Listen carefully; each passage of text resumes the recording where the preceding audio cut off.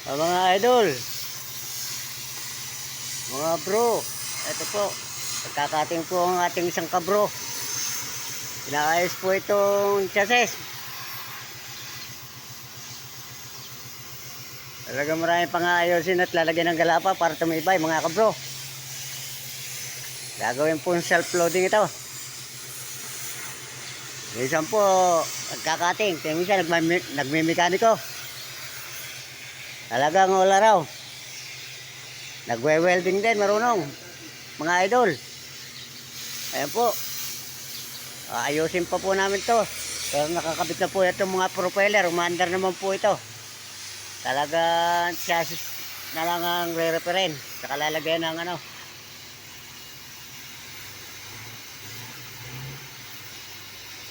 Lalagyan ng flooring, dump para maging ano, self-loading mga idol. Heavy duty naman po itong mga gulong kahit ganitong maliit. Kailangan mababa lang naman talaga ang gulong nito para pagkarga ng mga payloader hindi sasabit sa mga kuryente mga idol. Ayaw po.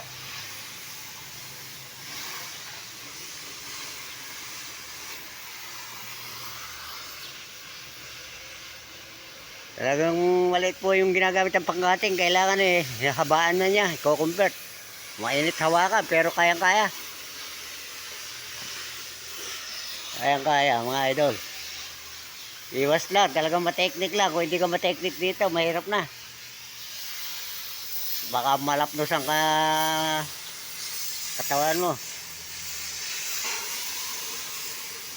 Parang umuulan pa naman ng mga baga. Mga idol. Ayan po. Si Marlon Isidro po ito. Mga kabros, Sargento.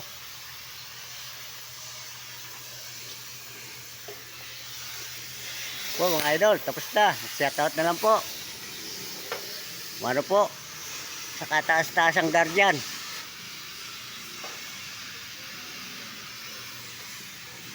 Mga sis and sister.